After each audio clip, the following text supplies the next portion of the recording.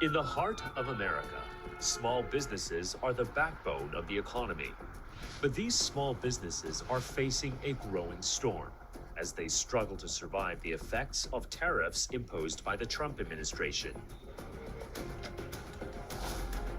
A report in the New York Times on March 1st, based on a survey of nearly 100 small businesses importing goods from China, reveals the deepening distress caused by President Trump's tariffs.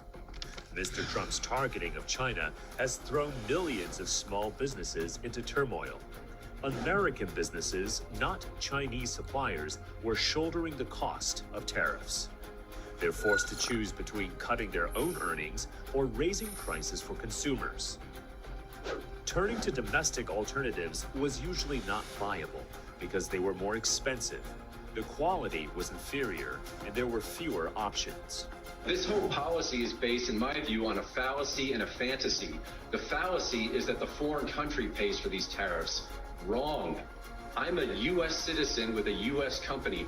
I'm the one paying for these tariffs. According to the U.S. Chamber of Commerce, there are 33.2 million small businesses in the United States, and they represent 44% of the country's GDP. These small businesses are also responsible for a significant portion of U.S. imports, particularly from China.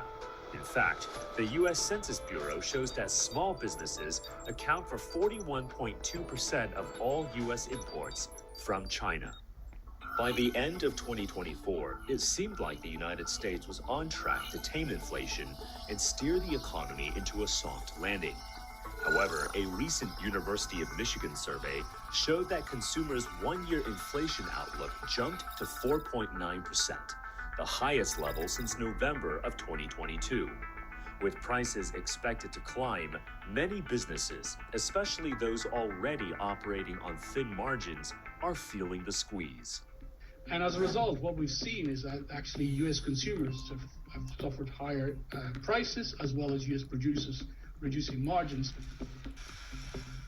The U.S. tariffs on imports are also provoking strong countermeasures from China, Canada, and Mexico, which are set to hit American exports hard, adding further strain on small export businesses. Take agriculture, for instance. China has imposed a 15% tariff on U.S. agricultural products and a 10% tariff on American beef, creating an opening for competitors like Australian cereal exporters and Brazilian soybean producers. Once again, it's small American farmers, many of whom run family-owned businesses, who will bear the brunt of these trade tensions. Tariffs are often seen as a way to pressure other countries into making trade concessions. But the reality is that these tariffs are a tax on American businesses and consumers. Small businesses, which are already fragile, bear the brunt of these costs. It's not just about higher prices, it's about survival. As the tariff burden continues to rise, one must ask, how much longer can America's small businesses weather this storm before the economic fabric of the nation begins to fray?